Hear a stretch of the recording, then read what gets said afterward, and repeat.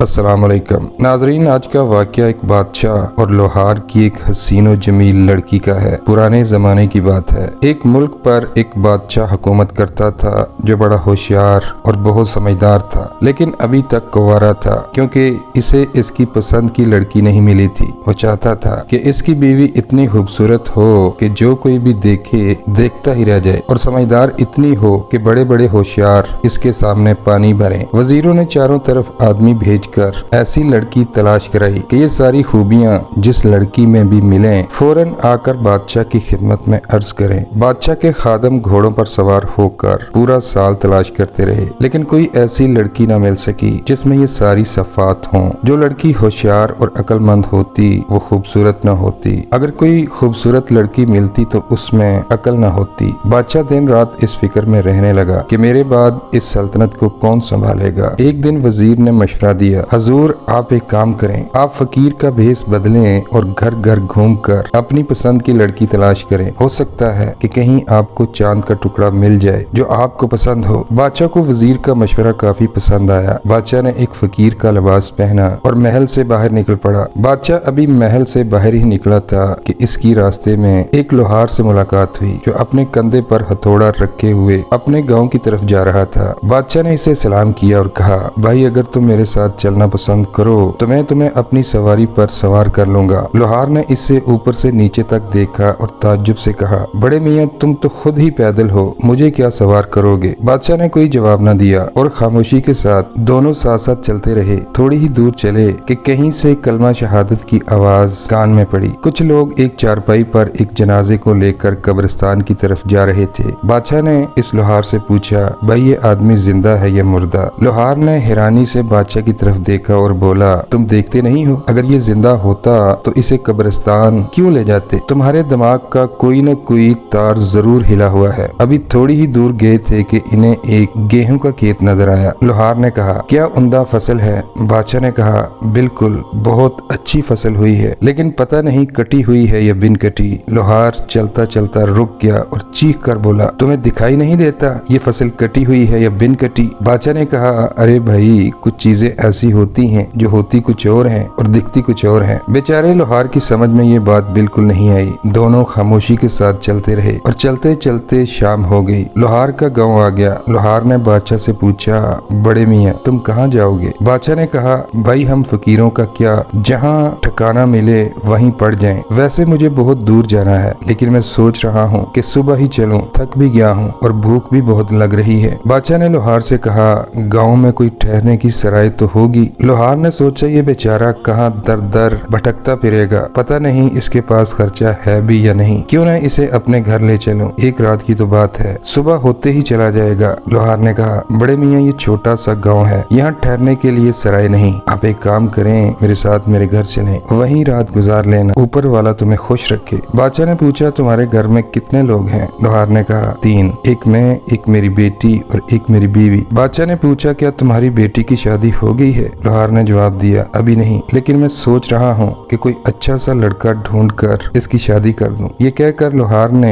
अपना दरवाजा खटखटाया। इसकी खूबसूरत बीवी बड़ी बेचैनी के साथ इंतजार कर रही थी। बीवी ने अपने शोहर के साथ एक अजनबी शख्स को देखा तो एकदम से चारपाई पर चादर बिछाई। घर तो छोटा था मगर खूबसूरत और साफ सुथरा था। ऐसा लगता था जैसे लोहार ने अपनी तमाम उम्र की कमाई अपने मकान पर ही लगा दी है। एक तरफ तेल का चिराग जल रहा था। अचानक रसोई का दरवाजा खुला और अंदर से एक परी पैकर लड़की बाहर निकली। बादशाह ने जब इस लड़की को देखा तो उसे ऐसा लगा जैसे 14वीं का चांद जमीन पर उतर आया हो। इस हसीनो जमील लड़की ने बहुत ही अदब के साथ बादशाह को सलाम किया और सुकड़ी सिमटी एक तरफ खड़ी हो गई। बादशाह इसका हुस्न और जवानी देखकर हैरान रह गया और पहली ही नजर में इस पर आशिक हो गया। फिर बादशाह ने इसकी तरफ देखकर शरारत भरी नजरों से बोला, कितना खूबसूरत मकान है, मगर एक ईंट की कमी है। लोहार ये सुनकर गुस्से से बोला, इतनी मेहनत से तो मकान बनाया है और बड़े मियाँ कह रहे हैं इस मकान में कमी है। लोहार ने कहा, इन बातों को छोड़ो, मुंह हाथ धो लो और खाना खा लो। घर में आलू साग की सब्जी बनी थी। बीवी ने सोचा,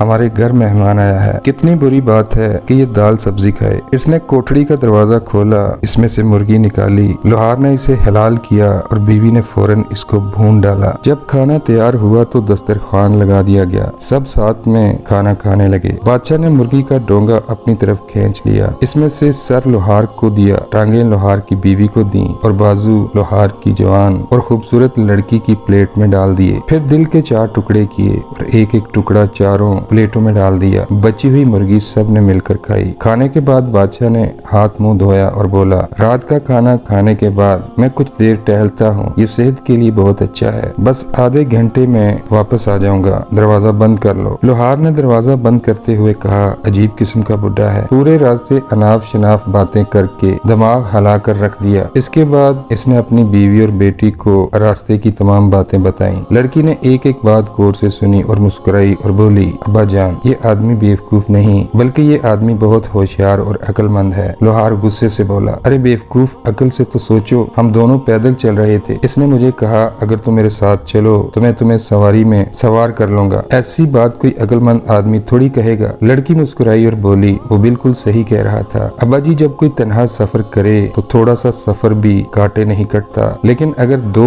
आदमी बातें करते हुए चले तो कितना ही लंबा सफर क्यों ना हो वो भी कम लगता है। इसका मतलब ये था कि आओ साथ साथ बातें करते चले ताकि सफर आसानी से कट जाए। लोहार ने अपनी बेटी की तरफ देखा और सर खुजाने लगा और कहने लगा, चलो खैर ये बात मान लो, लेकिन जनाजे को देखकर इसने ये क्यों कहा कि ये मुर्दा है ये जिंदा? लड़की ने जवाब दिया, अब्बा जान, इस बात में भी राज है। नेक आदमी मरने के बाद जन्नत में जाता है जहाँ वो हमेशा जिंदा रहेगा और बुरा आदमी मरने के बाद जहन्नम में जाता है। जनाजे को देखकर इस शख्स ने ये मालूम किया था कि ये नेक आदमी था या बुरा आदमी। इसकी बात का मतलब ये था कि अगर इसके अमाल अच्छे हैं तो ये जिंदा है और अगर बुरे हैं तो ये मर गया। बेटी की जुबान से ये बातें सुनकर लोहार हैरान रह गया। कहा, चलो ये बात भी ठीक है, लेकिन इसने खड़ी हुई फसल को देखकर ये क्यों कहा कि ये फसल कटी हुई है या बिन कटी? ये सुनकर लोहार की बेटी ने कहा, दरअसल बात ये है कि कुछ किसान फसल कटने से पहले ही बेच देते हैं। इसके कहने का मतलब ये था कि अगर वो फसल पक गई तो इसके लिए वो फसल कट चुकी है क्योंकि इसने इसकी रकम वसूल कर ली है। लोहार ने बड़ी तेज नजरों से अपनी बेटी की तरफ देखा, कुछ देर हैरानी के साथ देखता रहा और फिर कहने लगा, बेटी ये बात भी तुम्हारी ठीक हो सकती है, लेकिन इसने तुम्हारे घर के बारे में ये क्यों कहा कि मकान तो बहुत अच्छा है लेकिन एक ईंट की कमी है? लड़की झिझक गई और शर्मा कर बोली, ये बात उसने मकान के बारे में नहीं, उसने मुझे कहा था मेरा एक दांत टूट रहा है, जब मैं मुंह खोलती हूँ तो ये साफ दिखता है। मकान मैं हूँ और ईंट मेरा दांत है। इसे अक्लमंद साबित करने के लिए ये बातें बहुत थी, मगर लोहार आसानी से हार मानने को तैयार नहीं था। कहने लगा, अच्छा ये तो बताओ, इसने मुर्गी के गोश्त को इस तरह क्यों तकसीम किया? मुझे इस मुर्गी का सर दिया, तुम्हें बाजू दिए और तुम्हारी माँ को टांगे दी। इसने दिल के भी 4 टुकड़े किए और एक एक टुकड़ा सबको दिया। अब्बा जी, इसने आपको सर इसलिए दिया कि आप इस घर के सरदार हैं और माँ को टांगे इसलिए दी कि घर के काम काज के लिए वो हर वक्त मुस्तैद रहती है। मुझे बाजू इसलिए दिए कि वो चाहता था कि मैं काम काज में अपने माँ बाप की मदद करूं और आखिर में हमें दिल का एक एक टुकड़ा दिया। इससे इसने ये बताना चाहा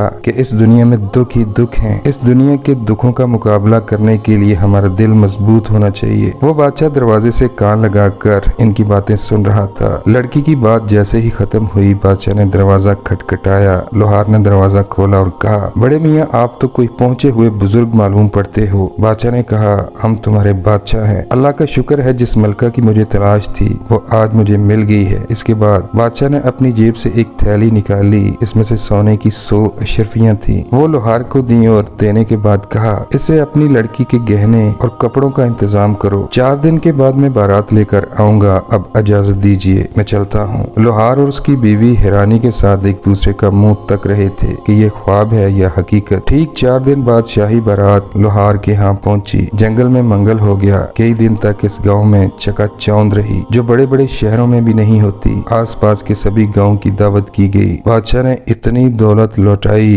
कि कई कोस तक कोई भी गरीब आदमी नहीं रहा। तो दोस्तों, उम्मीद है आपको हमारी आज की वीडियो भी पसंद आई होगी। पसंद आने की सूरत में वीडियो को लाइक करें और चैनल को सब्सक्राइब करते हुए साथ बने बेल के निशान को भी दबा दें। अल्लाह ताला हम सबका हामी नासिर हो। आमीन या रब्बुल आलमीन।